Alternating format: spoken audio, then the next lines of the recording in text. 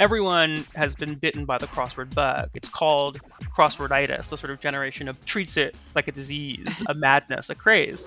Grammar Girl here. I'm Mignon Fogarty, and today I am here with Natan Last, author of a fabulous new book about crossword puzzles called Across the Universe.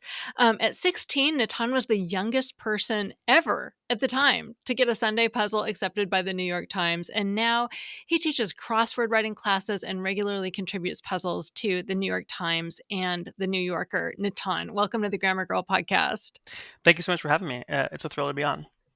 Oh, I'm excited to have you. I really loved your book. I think it's going to be, I'm going to get some as gifts this holiday for people. I learned so much. So, and some, you're going to hear me say I was surprised so many times in this podcast. So, one, I was surprised to learn that American and British puzzle conventions are different. They're very different. Yeah, they kind of play to type a little bit. So the British style are pure cleverness. In look, they are lattice shaped, so they look like waffles, and they don't have as many crossings. There are fewer crossing words, but each clue is kind of built up out of puns and riddles and sly bits of language. Whereas the American style that we're all familiar with has that huge swatches of white space and more pop culture, cleverness here and there, but a lot of trivia as well. So, like, if I went to do a British crossword puzzle, would I find it like, is it hard to cross the two styles, or do people go back and forth pretty easily? There are definitely bilingualists for sure. It really scratches a different itch and uses a different part of the brain. The kinds of clues you would see in a Friday or Saturday New York Times crossword, sometimes with a question mark indicating that wordplay is afoot. Every single British style cryptic crossword they're called is like that. And so if you like that style of the Friday and Saturday deviousness, then the British style is definitely for you. And is one style older than the other? Yeah, the American style crossword sort of is the one that comes first, and it's not really until after World War II, where, for instance, the Times starts publishing a crossword, that the divergence happens. But as early as the 1920s and 30s, the two styles are pretty much, or the two countries, I should say, are pretty much doing the same thing. Crosswords, kind of like we know them today when we open up the New York Times. Okay. So the other thing that surprised me is I was just stunned at how long it can take from when a crossword puzzle is accepted to run in the New York Times between like when it actually shows up in the paper or on the website. It can really be a long slog. Yeah. When I was younger, I remember, you get so excited when you get that coveted crosswords yes subject line from Will Shortz and his team, and it can be a year, sometimes more, until you see publication. One of the interesting things that happened is that a huge crop of blog puzzles and this indie scene where people wanted to respond to the moment, right? Wanted to use crosswords more as a barometer of language, to use it to kind of take the temperature of the culture and the words being spoken in that culture. And so I remember solving a Brendan Emmett Quigley, who's a great constructor, puzzle in 2009, the day after Sonia Sotomayor had been confirmed, and seeing her name in the grid kind of had a hand in confirming that this was indeed common knowledge, that this was a name we all should know, that rather than waiting for some other codification, right away a crossword constructor could lift something up into the realm of common knowledge. Yeah, I love doing puzzles that have current events in them. Why does it take so long at the Times? It's mostly just due to you know supply and demand. There are so many really good puzzles that they get. That's only increased as the Times Games app has expanded. It's got more eyes on it. The interest in construction has expanded. That started to happen right when the Times went digital before COVID, and in COVID, a ton of people got really excited about trying their hand finally at construction. These are longtime solvers who really love the game, and so there's just a lot of good puzzles. It takes a long time to read each submission individually and figure out where it should go if it's times worthy. And yeah, it's just there's an explosion of interest, and so there can only be so many puzzles a week. Yeah, yeah. And one reason I expect you to know this actually is that you actually interned with Will Shortz. So what was that like? And like how did he change the game? That was a ton of fun. I was Will Shortz's intern when I was at the end of my high school and early college days, and I would just take the train up. I grew up in Midwood in Brooklyn, so I'd take the Q to the 4 to the Metro North to his wonderful hamlet called Pleasantville, where he worked from home. He was the first adult I met who worked from home. And he'd greet me in, crossword print PJs at like 10:30, and I was like, "This is the life. This is how you do it." And we'd go up to his study, and there'd be a clipboard of that day's puzzles, and we'd just go through them clue by clue together, editing for difficulty. If this was a Wednesday puzzle, but it read more like a Tuesday, we'd beef up the difficulty by introducing some deviousness, some question mark clues, maybe some hard to unearth trivia, and we'd look stuff up together. So I'd Google while he uh, took a big book off the shelf, and I'd always win that race, of course. But it was really, really, really nice, and I would also get experimented on. So he'd do the NPR weekly puzzle. He'd test that out on me before we went up to edit, and if I got him too quickly, he'd always make it harder. I remember being the kind of uh, patient zero on the really kooky and wonderful Sunday NPR puzzles that he runs. That's amazing. So I was also surprised that so you were doing more than fact checking. You're like changing some of the clues on people's puzzles, right? Yeah, for a long time, it was sort of an insider secret that Will Shortz and editors in general can change up to 90% of the clues, Wow. which is a lot, right? And so, I mean, for a long time, it was kind of unnerving to wake up on publication day because it was an era where you didn't get any proofs. So you'd wake up and you'd see your clues massaged into an entirely new direction by a firm hand, but maybe not in a way that you necessarily agreed with. Um, Sometimes that's just changing difficulty and tweaking the trivia that's asked for, tweaking a reference. Sometimes it's um, alighting on a really fun question mark or devious clue that can kind of spice up an existing puzzle. Um, Other times it's simple things like the New York Times clue syntax is a structure, and not everyone immediately knows how to imitate that structure. So it really can be anything, uh, anything from making it harder to just conforming to time style. And yeah, older salts who have been making puzzles for a while, we'd only change maybe 5, 10, 15% of their clues. But often, if someone had never made a puzzle before, the theme was really fun. The answers in the grid were totally interesting, but the clues in particular needed that kind of TLC. Wow, that's fascinating. Okay, and so I want to go back to the crossword puzzle pajamas because that's adorable. So, like, is his whole house like crossword kitsch? Like, Totally. Yeah. Will Shortz is a real, his house is a museum, and he's a real connoisseur and collector. One of my jobs when I was a high school student was to go into his extremely haunted basement and page through. He had hard copies of 1925 New York Herald Tribune. And in the mid 20s, there's a crossword craze. So the first ever crossword puzzle book comes out in 1924, and then in a echo or pre-echo of those crossword print PJs, people are going to crossword balls and wearing black and white checkered dresses. There's this wonderful like crossword dress with a peplum cube hat, and everyone has been bitten by the crossword bug. It's called crossworditis. The sort of generation above treats it like a disease, a madness, a craze. And so Will Shortz's house is really an homage to ephemera from that time. He has, crossword bracelets that have little 5 by 5 grids on them. He has, puzzles from that era, and everything from, the clock in his study is a crossword, and the minute and second hands are pencils, right? Um, it's all crosswords.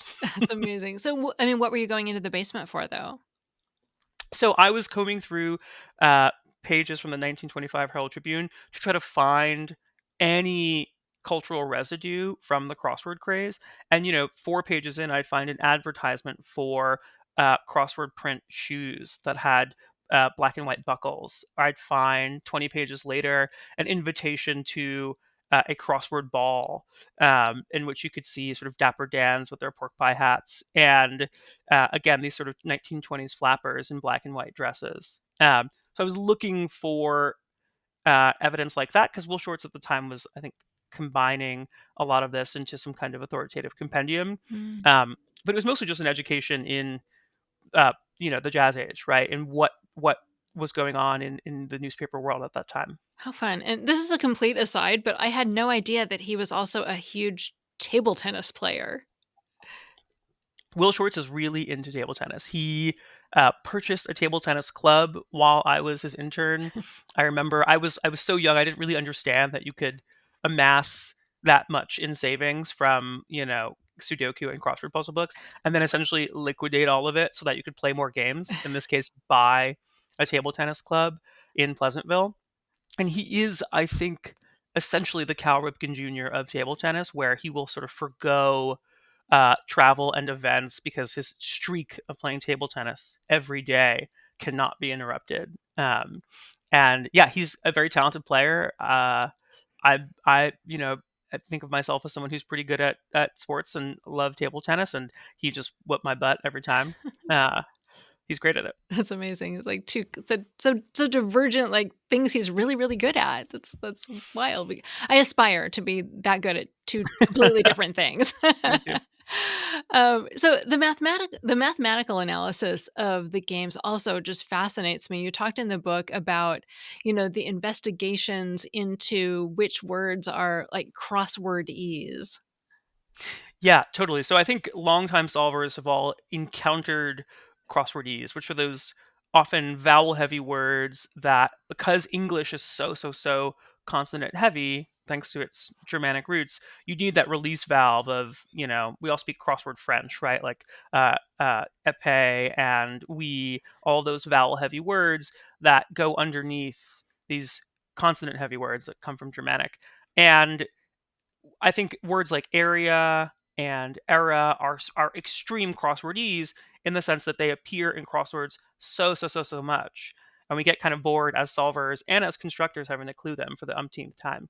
But there are also words that are crosswordy, and this software engineer Noah Veltman took words that appear a ton in crosswords, but then don't appear in books. In this case, using the Google Books corpus, and those words are words like Ursa or Smee from Captain Smee from Peter Pan, where the only context in which you encounter that letter combination is in crosswords, right? So those are the crosswordiest words.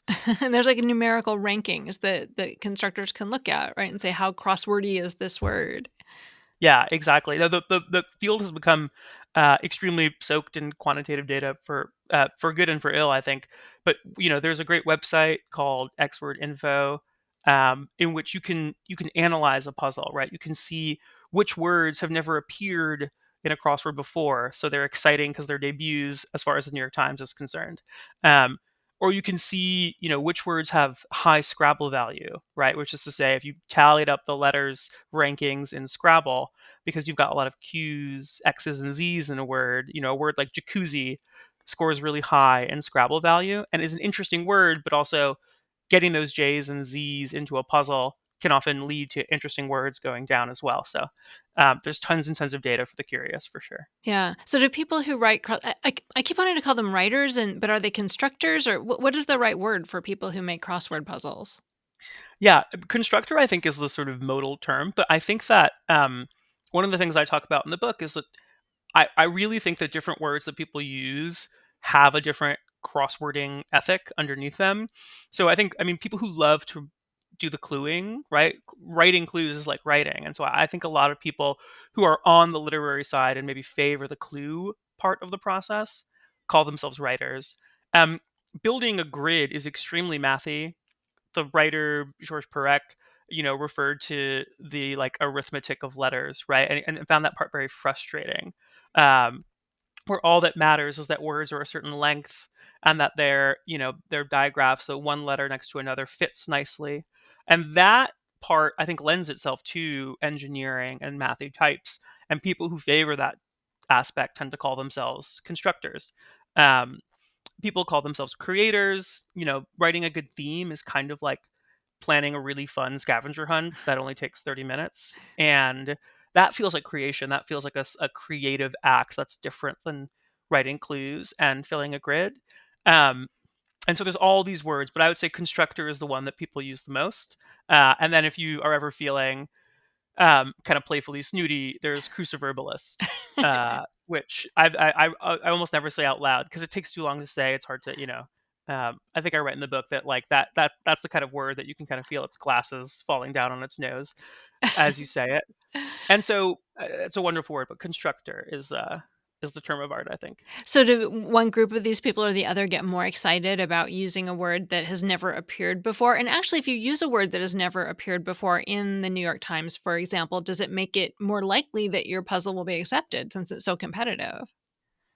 Yeah, that's a great question. The um, People definitely strive to debut a word that is kind of more for cross-world bragging rights than anything else.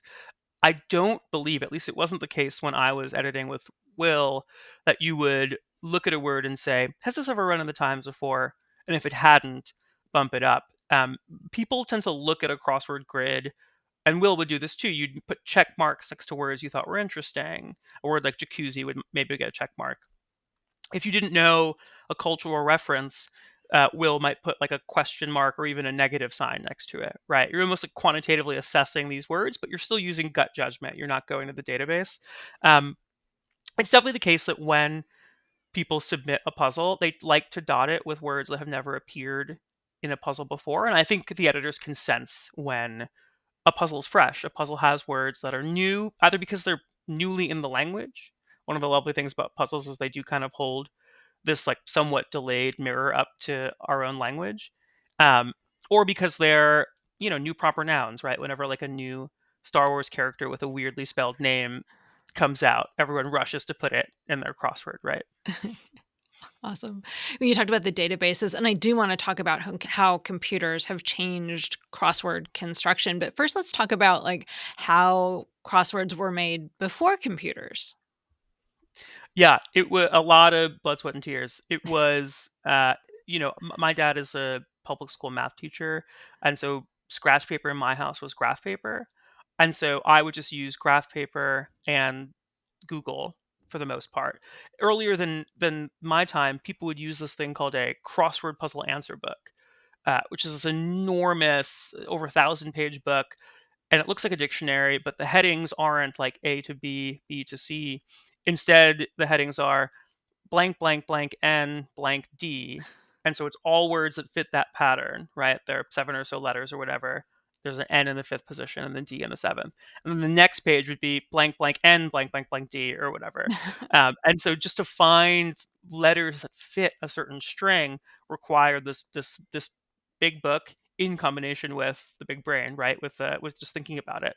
Um, and so for a long time, it was a lot of graph paper, pencil, lots of erasure, and And you know what? I frustration. checked on eBay, and you can get the crossword answer book for just $7 with free shipping Yeah, now. It's like it's a steal. 1,200 plus pages. That's amazing. It is amazing, and there's a lot of them. So, because I think because now everyone's using computers, so let's talk about this. Let's talk about like when people started using computers to make crossword puzzles, and like how long did it take before they could get puzzles they could sell? Like, I'm sure it was really bad at first, but like, how did it end up? Yeah, there's this the first chapter of the book profiles Eric Albert, who was the first person to really use software to try and create the grids to build puzzles. And Eric really wanted. He was a software engineer for a long time. He was getting a little bit um, antsy to try something new, and he was like, "Maybe I'll be a full-time crossword constructor." And everyone was like, "It'll never work. It takes too long to make them. Uh, it doesn't pay that much, and you're better off just doing some other programming job." And he said, "I wonder if a computer can help," and built a rudimentary program that helps fill a crossword grid. And the key innovation is that it uses a ranking system. So actually, Eric ended up spending something like 3 years going through every single word he had in this big, big dictionary file, right? 750,000 or so words, and saying, is this a good word or not? I'm ranking it on a scale from yucky to fabulous. And the main thing the crossword software did is privilege the fabulous over the yucky, which is to filling the grid is tricky enough on its own, but not super complicated. What's hard is filling a grid well, filling it with words that are interesting, filling it with words that are interesting because Eric likes them. And a fun thing happens in this era where people start using this item called a word list, where they, have a long dictionary file and it comes with a bunch of rankings. Abbreviations are smaller numbers, fun phrases like, free jazz or whatever that have J's and Z's and our phrases, and fresh have higher numbers.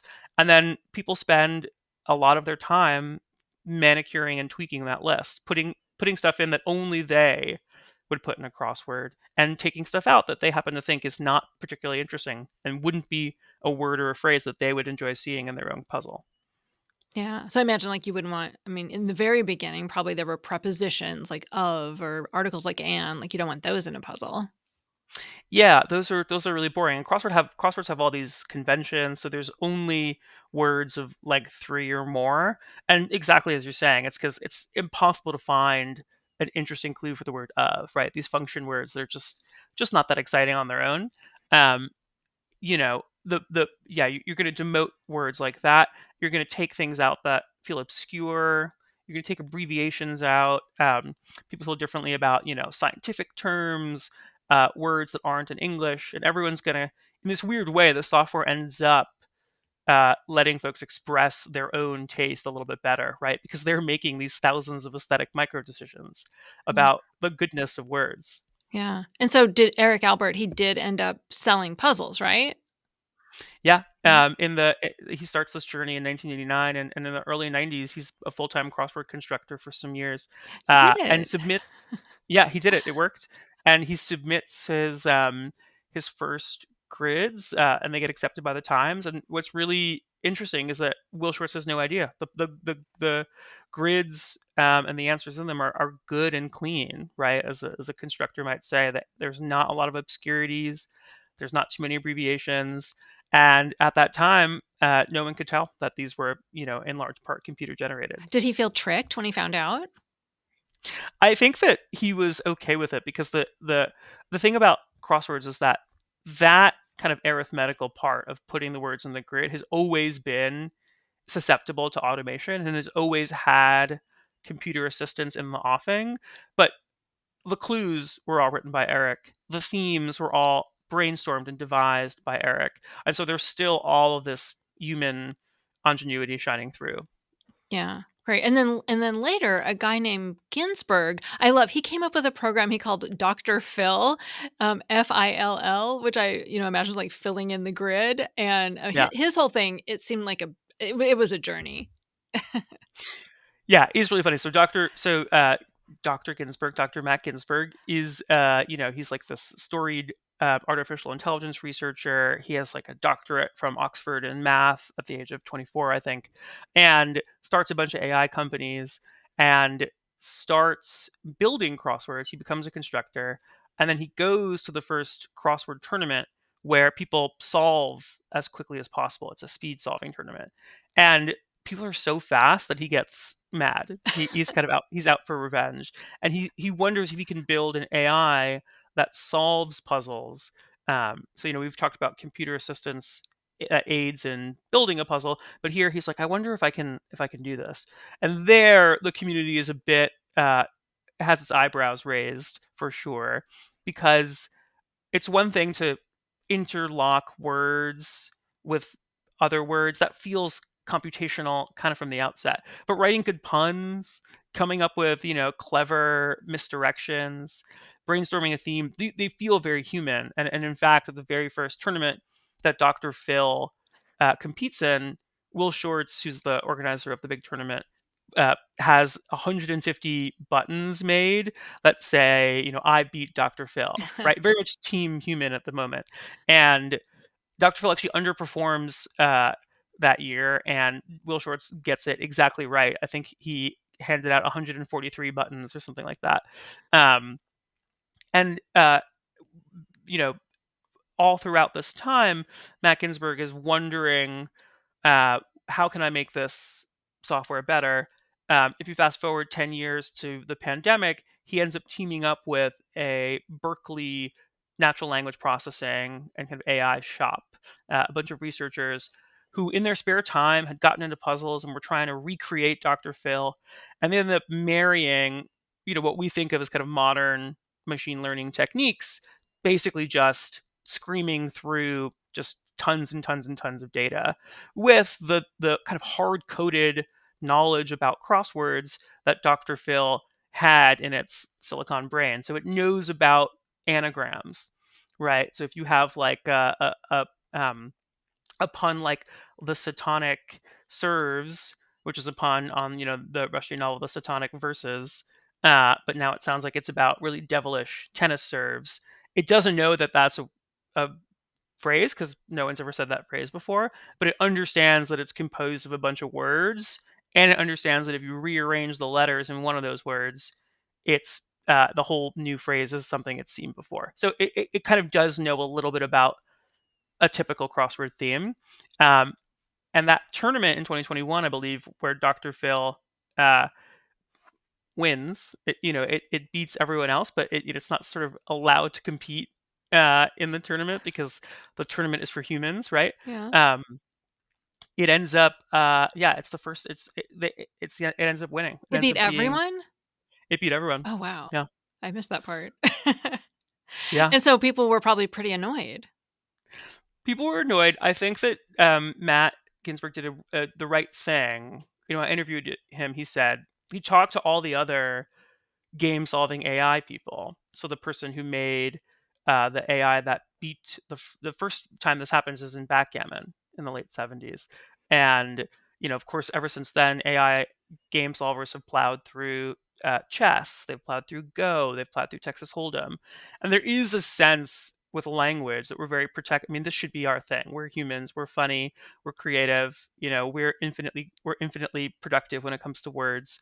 Um, and all of the other game solving AI creators were like, you should hang up your cleats.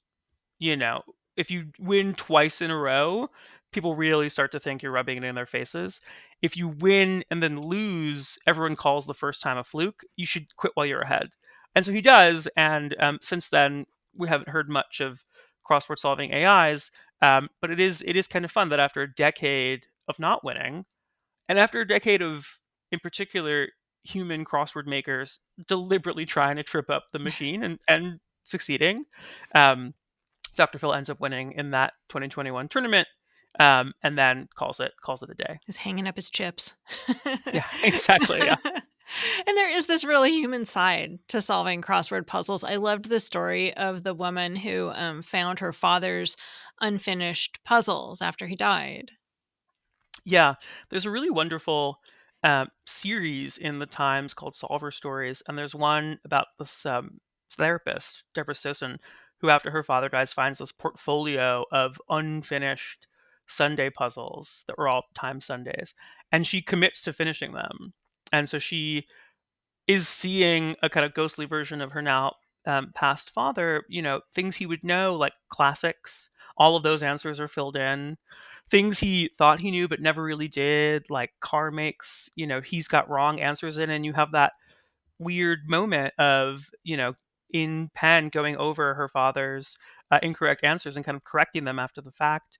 Um, and then it's this fun collaboration across time because he was the person who taught her about crosswords. He schooled her in crosswordese, right? He had a Queen's accent, so he would say like crosswordese, things like epee and eek and etui. These are the e words that appear in puzzles so often. And it's this really lovely moment that talks about puzzles as something that we don't just do together in the present, but that is an intergenerational form of transmission. The knowledge that is passed along, the stuff that our parents know that they teach us.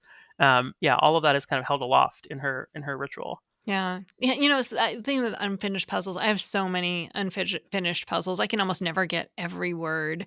How do people who make puzzles feel about it? If you're just going to Google and looking things up to complete the puzzle, is that cheating or is that like I'm going and learning things? Yeah, I definitely think it's the latter. I think that it's your puzzle. Do with it what you will. I think that I write puzzles now on a monthly cadence for the New Yorker, and those puzzles are hard. They're very referential and elusive. They talk about, you know, poets that I like, new literature, and not everyone's going to know the answers. But the hope is that the puzzle ends up being a kind of like mixtape or recommendation engine, where after the fact you didn't know a thing, but you look it up and you think, I might, get this book. This sounds like an interesting person. So I think it's definitely up to you what you do with the puzzle. And I also think a lovely thing about crosswords is that it's a language unto itself. And so I've seen people just get so much better at solving in a short span of time because they end up sort of cracking the code, right? Yeah, and there's that code, the crosswordese, and learning what all those words are and everything. Well, I just loved the book, Natan Last. It's called Across the Universe. If you're a grammar Pelusian, we're going to talk in the bonus section about the early history of crosswords. Ben Zimmer told us some about it before earlier this year, but Natan has like so much more in his book. It's just fun and fascinating. So we're going to talk about that in the bonus section. But Natan, thank you so much for being here. Besides Across the Universe, where can people find you online? Yeah, this has been lovely. You can find me on my website's natanlast.com, and all of the social places, X, Instagram, and so on. I'm Natan Last. Perfect. Thank you so much. Thank you.